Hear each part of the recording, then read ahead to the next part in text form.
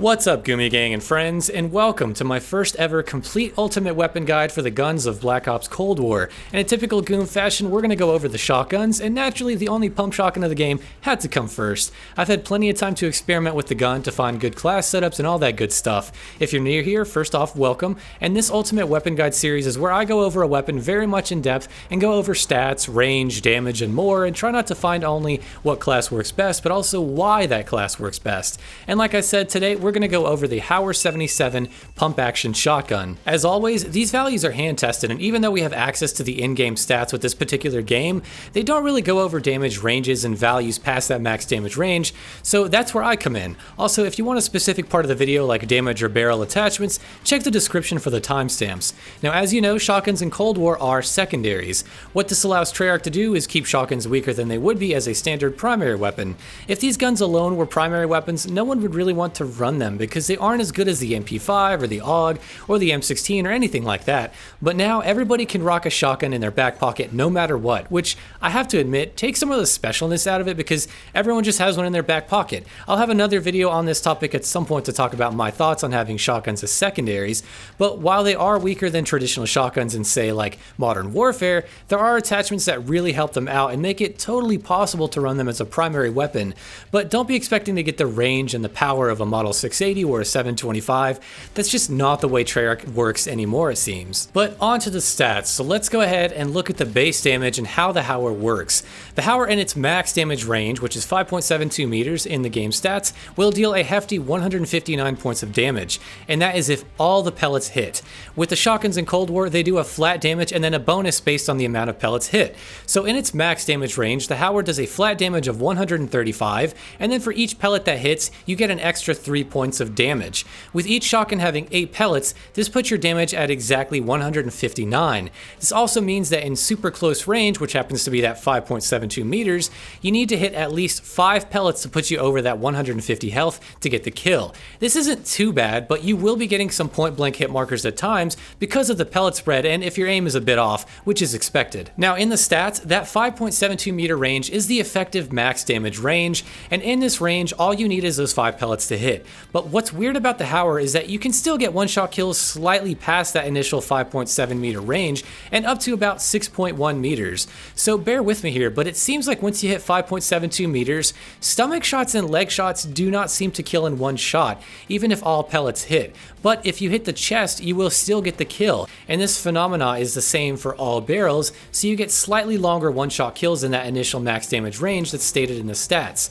So now let's take a look at how damage carries over range. Now initially you deal 159 damage like I said, then from 5.72 meters to about 6.1 meters, chest seems to deal 159 still, but everything else seems to do 118 total damage. Total damage meaning if every single one of those 8 pellets hit. The way that the Hauer works is that flat damage decreases for each range, but the pellet damage remains the same, so your flat damage at this range is about 94 health points. Then from 6.1 meters to about 12 meters, you deal 118 damage all over, so chest shots no longer one-shot kill, and you have that same 94 flat damage. And last, at its final range from about 12 to 20 meters, you deal a total damage of 88 with a flat damage of 64. Hopefully all of those numbers made sense, and hopefully you're still with me. But what's this last damage range means is that if you're not hitting enough pellets, you can absolutely 100% get a 3-shot kill. It doesn't happen often, but yes, it is entirely possible. The Hauer is usually a 1 to 2 shot kill shotgun, but if you're aiming like an absolute potato one day, getting a 3-shot kill is entirely possible, so just be warned. Now, if you've been watching my other videos, you'll know sometimes the Hauer can be weird and inconsistent. It seems like there is no other multipliers or anything like that to affect damage on anywhere on the body besides the initial chest 1-shot kill range that I talked about. At least not from what I can tell, so hands and feet will deal the same damage as the stomach past those 1-shot kill ranges. The Hauer, just like the Gallo and many shotguns in COD nowadays, get a nice tight pellet spread when you aim down sights, so when you want more pellets to hit a target, try ADSing. Now if you're hoping to quickscope with the shotgun where you kind of aim super quick and get that pellet bonus instantly, it's a bit harder in this game because the ADS boost doesn't really apply unless you were like completely ADS, so I found it to be more inconsistent than it normally is in COD.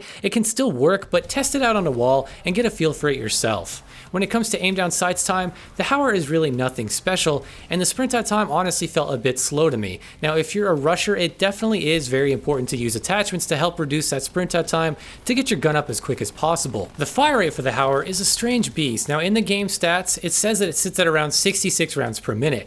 This is accurate, but it seems to only apply to when you're aiming down sights. When you hip fire the gun, you actually get a bit of a faster fire rate, and it sits at around 80 rounds per minute.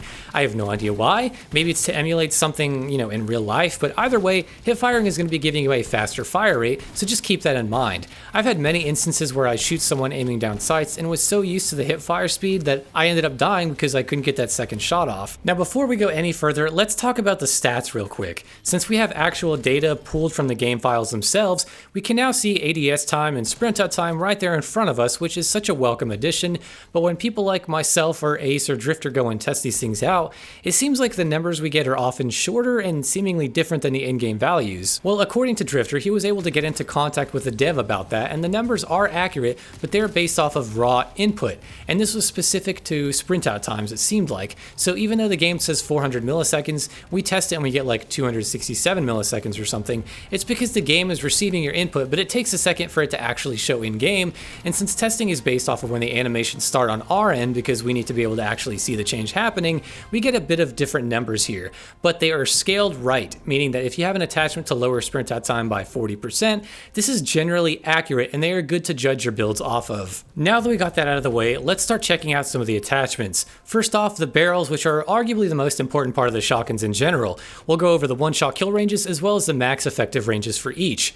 As you can see, the Ranger barrel gives us the greatest max effective range of the bunch, but while it does have a great one-shot range, the ultimate one-shot range will be going to the Task Force barrel, which can one-shot up to 10 meters, but ultimately it has less effective range by about 13%. Now the Task Force barrel is a great barrel to use for more consistent one-shot kills I found, but at times it's not always better to have that less effective range, and I'll go over that more later in my builds for the gun. But with the Task Force barrel, you still deal the same flat damage of 135 in the max damage range, but your pellets now deal 4 times as much damage. So instead of only 3 damage, they do 12 damage each. This means you only have to hit 2 pellets up close to kill someone, which is a lot nicer, honestly. Like I said though, that reduction to your effective range can be hard to deal with at times, and don't even dare stack it with a suppressor because that range will be absolutely dog crap. Now if you're going to use a barrel suited for one-shot kills up close, use the Task Force barrel, but if you want more range and the ability to be a bit more deadly at range, the Ranger barrel is awesome with that 27 meter 2-shot kill range. The barrels that help with the fire rate are mediocre at best. They don't really give you a great boost at all, and it's barely noticeable, so I would opt for using a better range barrel than one of those fire rate barrels you see. Next up, we have the muzzle attachments. Now the duckbill choke is an interesting attachment because it sends pellets out towards the sides. While this is normally a bad thing because you want more pellets to hit a target, if you're trying to get 2-shot kills with say the Ranger barrel, the duckbill choke is a godsend because you can peek around corners and land a pellet or two and then do it again, and the choke makes it so much easier to get people around those corners. When you aim down sights, it does still deviate towards the sides a small bit, but it also still tightens that spread a noticeable bit as well.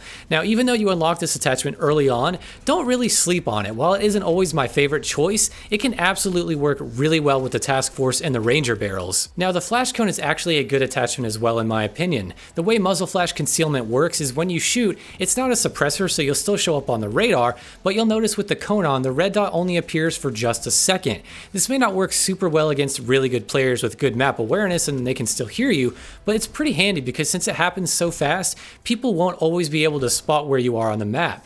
Now the SOCOM Blast Mitigator is the same kind of attachment, but it works for less time, only 50%, and it also hurts sprint to fire time and shooting move speed.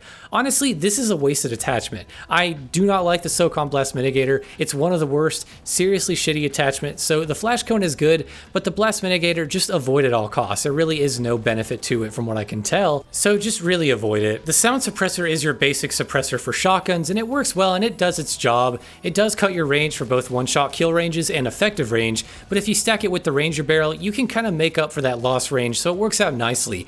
Personally, I use the flash cone and Ranger if I want the most range, but want to be a bit more stealthy, but the sound suppressor absolutely works well with the right barrel attachment. Now the V-choke attachment is a fun one because it turns your shotgun into a slug shotgun when you aim down sights. I made a video on it already, but if you stack this with the Task Force barrel, you get a damn consistent one-shot kill. As long as you are fully aiming down sights and hit a target in that 10 meter range, range, usually they will die in one shot. It's a lot of fun, but it is challenging to use well because of how accurate you need to be. If you aren't using the Task Force damage barrel though, I don't really recommend this attachment. You're better off committing to that 2-shot kill and keeping your spread a bit wider so that you can have a better chance of hitting the target rather than making it harder on yourself. So if you use the Task Force barrel, give it a try. Otherwise, I wouldn't bother using the choke since it just doesn't help you like that you think it would. And the last muzzle attachment is the Agency Choke, which is basically a suppressor that helps your hipfire accuracy and your aim down sight spread, and it also hurts your range and sprint out time. Honestly, I want this attachment to be better since it's unlocked so late, but like the V-Choke, it's just doing more harm than good in most scenarios. The perks are nice, minus maybe the aim down sight spread one, but it just hurts range more than the other suppressor, and it hurts our sprint out time as well. This is just not cutting it for me as a suppressor. I can't really find a situation where I'd rather use this one over the normal one and just stack it with the Ranger barrel. Imagine using the Task Force barrel and this attachment. It takes your effective range down to about 14 meters, and that 10 meter one-shot kill range goes down to about 8.4 meters. It's just not an ideal setup with whatever you use, unless maybe you play hardcore, I guess, but that's really not saying much. Next up, we'll look at the body attachments. The lasers, both the steady aim and the SWAT laser, are great. It's always nice having that tighter pellet spread when hip firing. The SWAT laser gives you the best hipfire spread of all the attachments, and it does hurt our aim down sight time by about 8%, but it's a great attachment to run as a shotgunner. It's not too tight like the V-Choke when aimed down sights, but it's enough to get more consistent one-shot kills up close. The lasers are good and all, but the interesting attachments here are the flashlights and the sights. Now they all improve reveal distance, which if you don't know, reveal distance is basically the distance where you can see a little red dot appear over the enemy's head without having to even look directly at them. Reveal distance is initially set to 0 with all the weapons, and these attachments all give a percentage boost that basically translates to meters, so a 40% boost is a 40 meter boost. The only different thing to know is the target designator only works when aiming down sights, but that's it. These attachments also give you an incredibly large range where if you are aiming your hipfire reticle or while aimed down sights, you can easily see the enemy's name and health appear. It's pretty nice for maps like Cartel, and these attachments can be really helpful as long as you can see that red dot, mostly for corner campers. As a note, the flashlights don't really help see much better in the dark.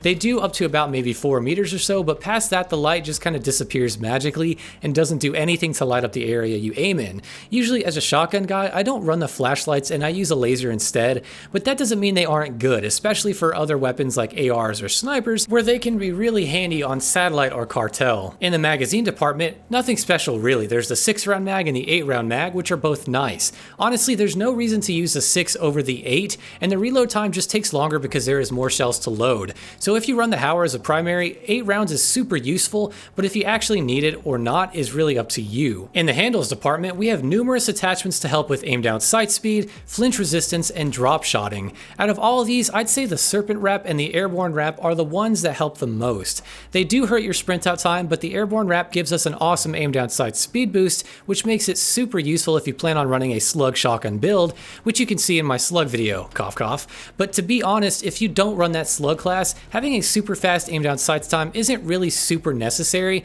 It helps of course, but there are other attachments that you could probably use in place of these grips to really get the most of your shotgun. Plus, if you're rushing, having a fast sprint out time is really necessary, so hurting that with these grips will make you a tad bit slower. It's not awful, but it's something to keep in mind depending on how you plan on playing with your gun. And last, we have these stocks. The two important stocks to look at are the no stock attachment and the marathon stock. The no stock is my choice here because I tend to play aggressively, so I like having a super fast sprint out time, and the no stock attachment allows you to get about a 40% boost to that, which is very noticeable. The marathon stock helps only 25% sprint out time, but it also makes you faster overall and increases your aim walking speed, which if you use the Ranger barrel can be pretty nice because it hurts your strafe speed a good bit. Overall, the boost to movement speed is nice, but in the end, I just prefer having that super fast sprint out time from the no stock attachment. It does hurt for your hipfire spread as well, but having the lasers will make up for that. And there you have it, guys. That is all you need to know about the attachments for the Hauer 77 shotgun. There was a lot to go through, but now it's time for the class setups. For this, I'm going to go over a few classes that I think are great for running as both a primary or a secondary. First off, probably the most competitive of the classes, equip the Ranger barrel for ultimate 2-shot range, the 5mm laser, the 8-round mag, the no stock attachment, and then I use the flash cone attachment to put the cherry on top. The reason is because none of the other attachments really help that much, and having having the most range with that muzzle flash concealment is pretty nice overall. You could always run a grip if you wanted, but I prefer this setup. Also, the suppressor is good, but it will hurt your range, so if you want the most possible range, avoid the suppressors. The next class is geared towards consistent one-shot kills, and you'll recognize this from my other video as my go-to slug-shotty class.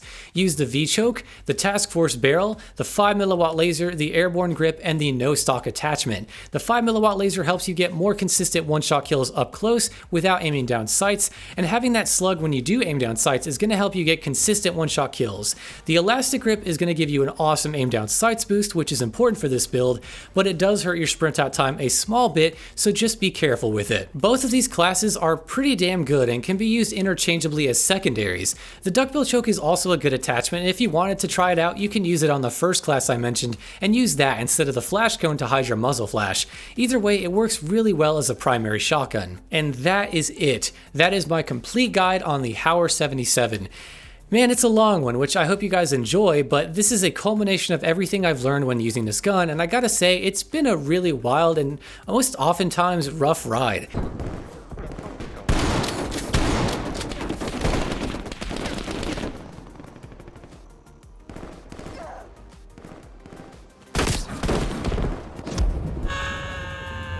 This gun is not to be taken too lightly, but in the end, it's a secondary, and people are going to be melting you with their M16s and AUGs from a distance pretty easily. Seriously, it gets bad. Playing against 6-man parties with those things is insanely frustrating. It's strong up close as it should be, but outside of the max damage range, you're going to have to play smart. Whether it's sticking to close quarters or challenging at range using your corners, you're going to have to play smart. Don't underestimate that 2-shot kill range either. It can absolutely catch people off guard like nobody's business. So what do you think of the Hauer? Is it too weak? Is it too strong? Did you enjoy the guide? Let me know all that in the comments below, and if you're new here, be sure to subscribe for more shotgun goodness and more weapon guides. And with all that being said and out of the way, I want to wish you all a happy day/night, and I'll see you in the next video.